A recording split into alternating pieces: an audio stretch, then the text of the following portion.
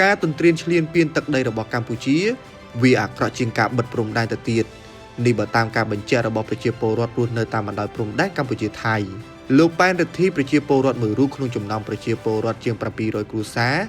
នៅក្នុងភូមិជោគជ័យបានប្រាប់ភ្នំពេញប៉ុស្តិ៍ថាការបិទព្រំដែនមិនបានបង្កជាបញ្ហាចោទចំពោះប្រជាពលរដ្ឋរស់នៅក្នុងភូមិជោគជ័យនោះទេប៉ុន្តែការប៉ុនប៉ងរីបន្លាលួសពាត់យកដីប្រជាពលរដ្ឋខ្មែរទាំងបំពេញគឺវាពិតជារំខានទៅដល់ការរស់នៅរបស់ប្រជាពលរដ្ឋលោកបានបញ្យល់ថាពេលអសន្តិសុខបែបនេះ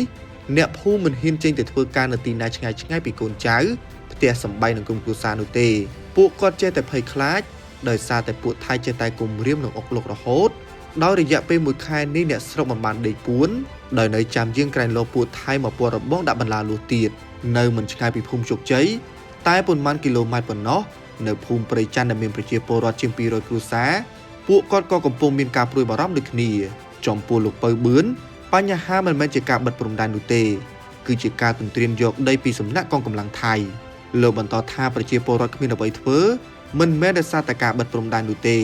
តែជាការញោមញីពីសំណាក់កងកម្លាំងថៃដែលតែងតែរុលចូលទឹកដីកម្ពុជានិងពងរាយបន្លាលួសជាបន្តបន្ទាប់លោកបន្ថែមថាដូច្នេះហើយប្រជាពលរដ្ឋនៅតាមភូមិនិងអាជ្ញាធរត្រូវទប់ស្កាត់សកម្មភាពរបស់ថៃព្រោះដីស្រែចម្ការនិងបរិវេណរបស់ក្រុមគ្រួសារអ្នកស្រុក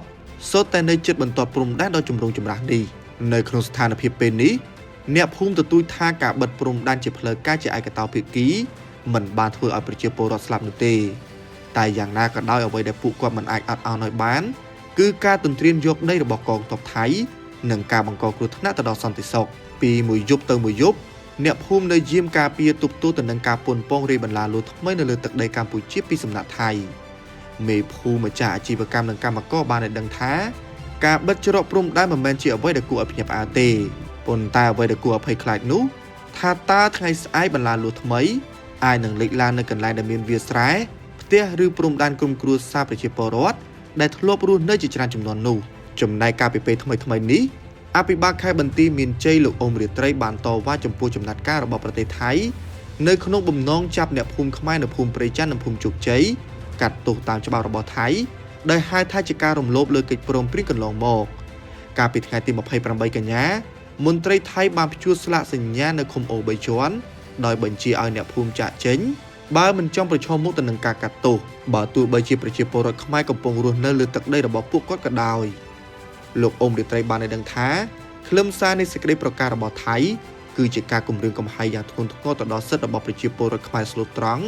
ដែលបាននឹងកំពុងរស់នៅនិងប្រកបរបរចិញ្ចឹមជីវិតនៅក្នុងភូមិទាំងពីរនេះអស់រយៈពេលយូរមកហើយលោកបានសង្កត់ធ្ងន់ថា